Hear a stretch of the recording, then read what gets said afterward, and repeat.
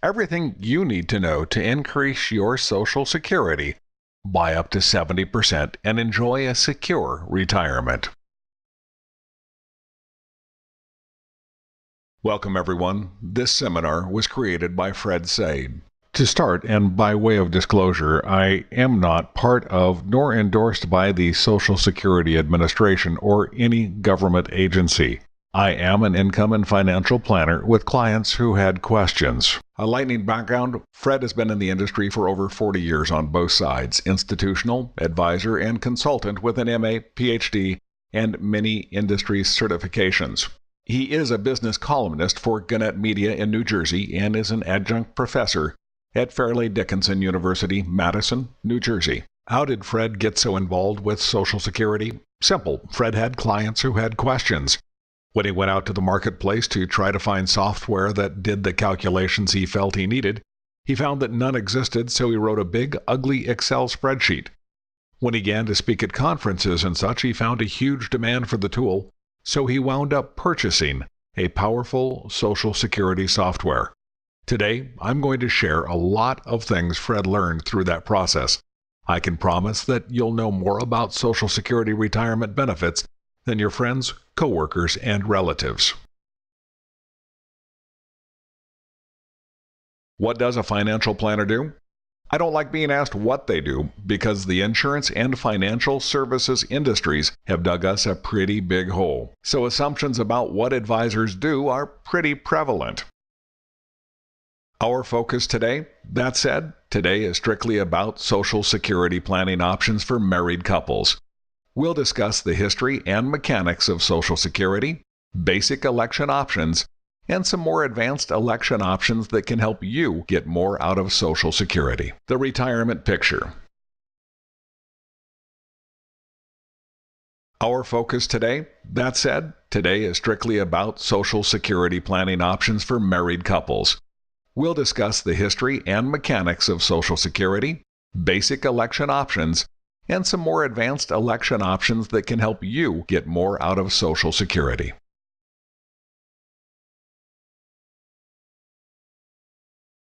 What makes Social Security unique? Before we start, let's get the record straight. We've been a little brainwashed with marketing that suggests Social Security won't be there, that we need to save more, and that the system is going to collapse, etc., etc. Fred's typical client is a middle-income couple who is transitioning to retirement. For his client, Social Security tends to make up about 30 to 40% of their retirement income. So, for his clients, Social Security is really important. What we don't hear enough about is how unique Social Security really is in a retirement income portfolio. For most of Fred's clients, Social Security is the only income stream that is inflation adjusted, lasts as long as they do, is tax advantaged, and is backed by a government promise. Think about that. Can you think of another retirement income stream that has not just one or two, but all four of those characteristics? This is the very first question we have to address. Will it be there for you?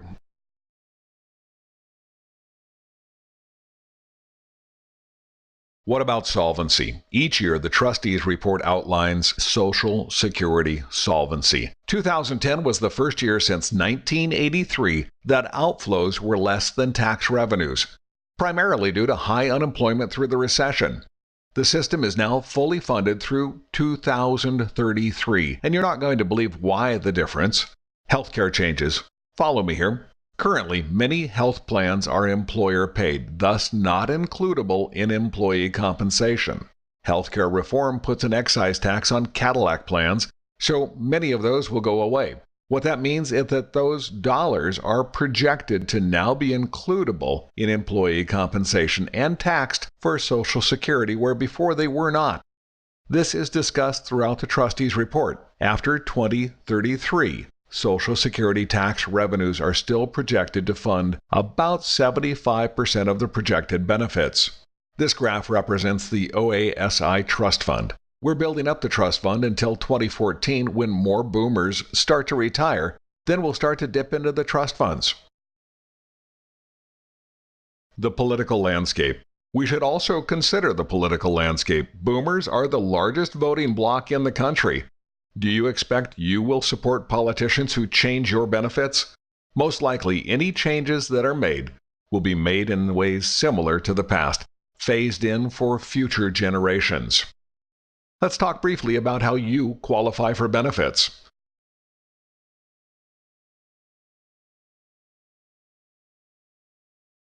How do you qualify? In order to qualify for retirement benefits under your own record, you need 40 credits, basically 10 years of work. You get 1 credit for each 1,200 of earnings, up to 4 credits per year. So if you made $4,800 this year, there are your 4 credits. The next part is really important because there are many jobs that are not covered by Social Security. Some federal government work, some state government work, railroad work, and military service. There are special rules that apply to all of these situations.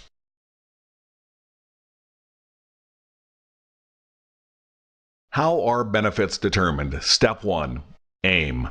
There are 3 steps in the benefit formula. First, I'll walk you through the steps, and then I'll show you how these steps impact your situation.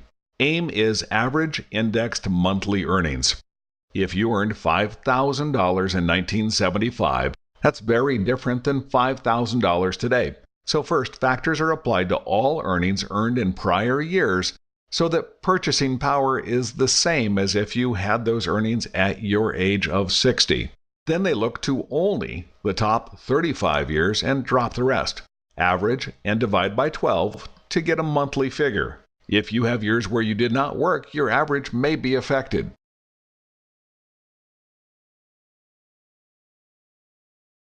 How are benefits determined? Step 2. Primary insurance amount formula. The PIA formula is applied. How many of you have heard of bend points? For the first 816 of AIM, you get 90%. Then up to $4,917, you get 32%. And above that, you get 15%. That is your primary insurance amount. How are benefits determined? Step 3. Reductions, delayed retirement credits. Step 3 is the last step. It's where you apply the actuarial reduction or delayed retirement credits. If you elect early, you get a smaller benefit. If you elect late, you get a delayed retirement credit of 8% per year. Considering the Social Security COLA is critical. Each year a COLA is applied. Do not blame any administration for this. It's set by formula and moves with the Consumer Price Index. The W stands for Urban Wage Earners and Clerical Workers, or CPI-W. Historically, COLAs have been extremely important, and they may become important again in the future. If you had $1 of Social Security benefits in 1975, that $1 benefit is now closer to $4.70. Put it this way. In order for portfolio withdrawals to keep up with Social Security, if you were taking a $2,000 withdrawal in 1975, you would need to be taking over $8,500 in today's dollars to equal the increase in Social Security benefits. About your statement. So now you know how the watch works. Why is it relevant? Because it will help you understand your statement. Once you are age 60 or older and not taking a benefit, you will get a statement from the Social Security Administration. That statement makes a few assumptions that are unlikely to hold. First, no COLAs applied. 2010 and 2011 were the first time in history that we went 2 years with no raise. Historically, COLAs happen far more often than not. Second, no average wage indexing changes applied. 2009-2010 was the only year in the 75-year history that AWI was declined. Third, it assumed you work until the date on the statement and then you earn approximately what you did last year until then. Fourth, it is for benefits on your record only. It does not include spousal, divorce, or widow benefits that may apply in your case. So now the big question, when should you claim? What is the best age to claim? Sorry folks, there is no rule of thumb worth applying here. The benefit you get over your lifetime depends on 3 primary factors: your earnings history, and we saw that through the formulas, how long you live, and when you elect. The break-even concept. Historically, most people relied on a break-even analysis. If you elect early, you get more checks, but for a smaller amount. You will get fewer checks the longer you wait, but your checks will be larger. As a result, over 50% of the population claims early. If you're single, the break-even analysis makes sense. But when does break-even break down? Folks, if I were you, this next section of the presentation is worth all the marbles.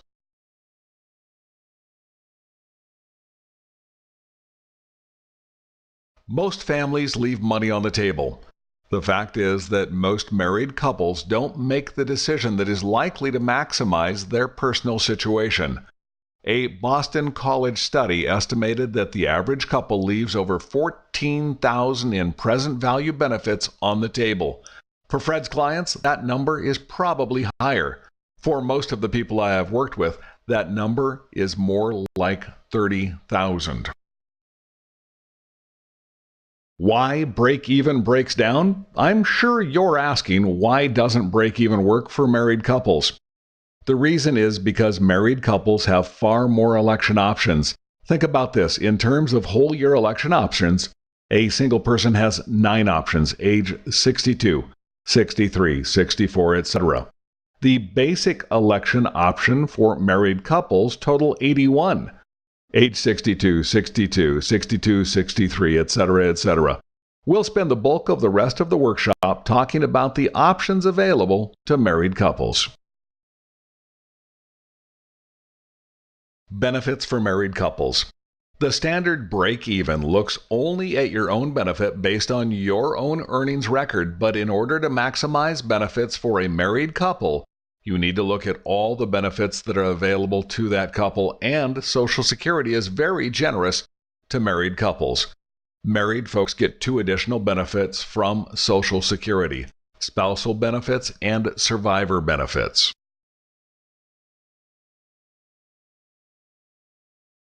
Spousal benefits.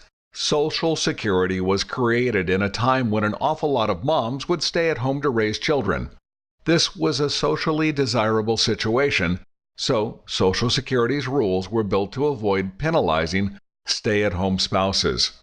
To this day, spouses still receive the higher of the benefit on her earnings record, or 50% of the benefit of the higher earner's record if elected at full retirement age. Social Security is also completely gender neutral, which means that although this benefit was originally intended for wives, in fact it was called a wives' benefit, it can be used by either spouse in some rather creative ways, which we will talk about later. Filing for spousal early or late. There are some substantial differences between spousal benefits and benefits on your own record. Spousal benefits are reduced on a faster schedule than benefits on your own earning record if you elect early. If you take your own benefit at age 62, you get 75% of your full benefit. If you take a spousal benefit at age 62, you get only 70% of your full benefit. Spousal benefits do not get delayed credits. Remember, on your own record, you get an additional 8% for each year of delay. That doesn't happen with a spousal benefit.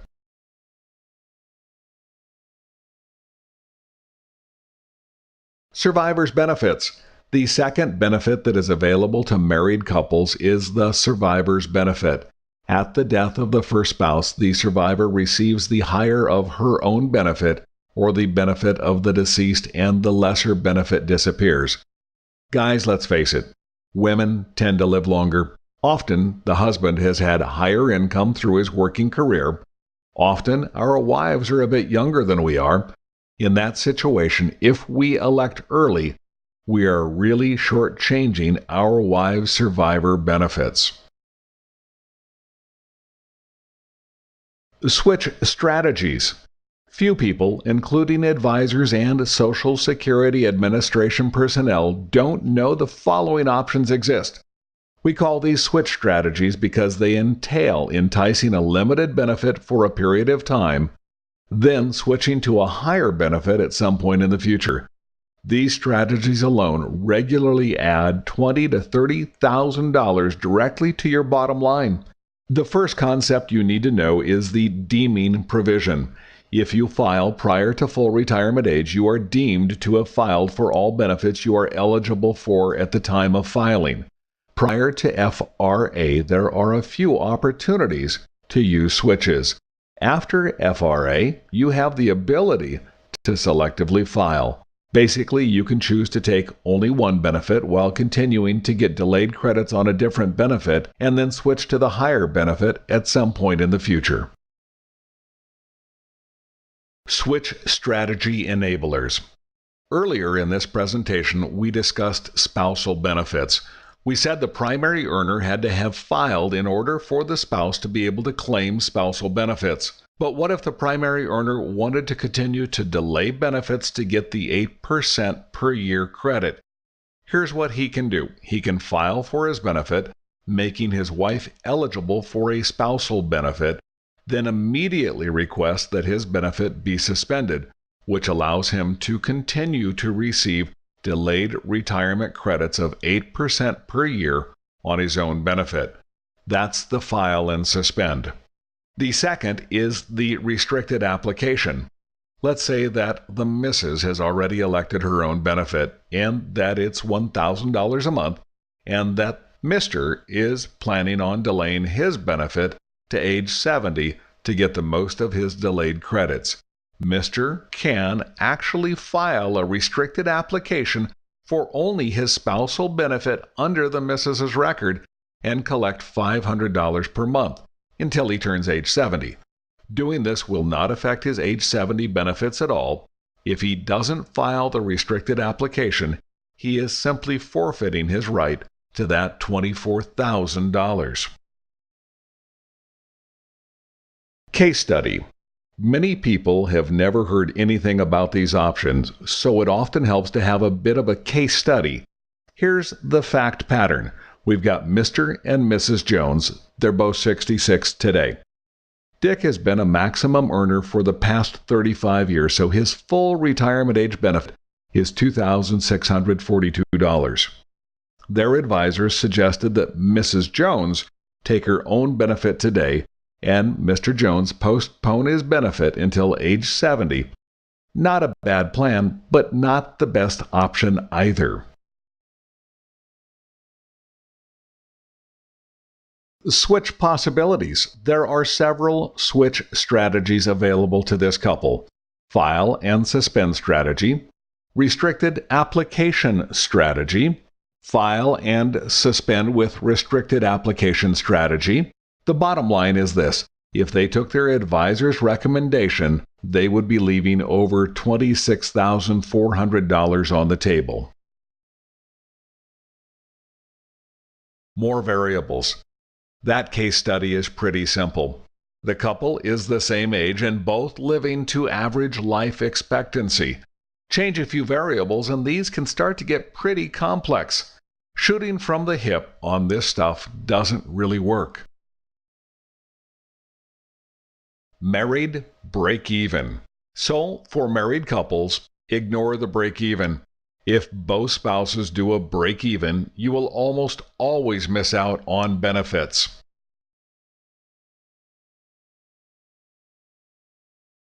Here's the quick recap.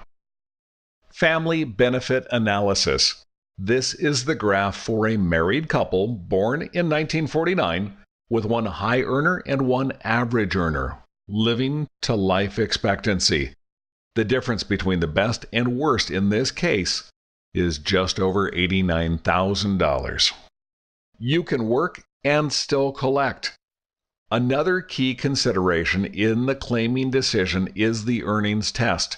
The Senior Citizens Freedom to Work Act made several important changes to the earnings test. The most important change is that it now only applies to people who are under full retirement age. This is true whether you're single, married, divorced, or a widow. While you are under full retirement age, you can earn up to $15,480, and $1 will be withheld from your Social Security check for every $2 above that limit. The year you turn full retirement age, that number increases to $41,400, and $1 of benefits is withheld for every $3 of earnings. Taxation of benefits. Let's finish up with taxes. Social Security benefits are taxed differently than other retirement income.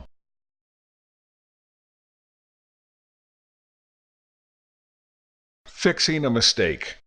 You may have heard of a strategy that some referred to as an interest-free loan.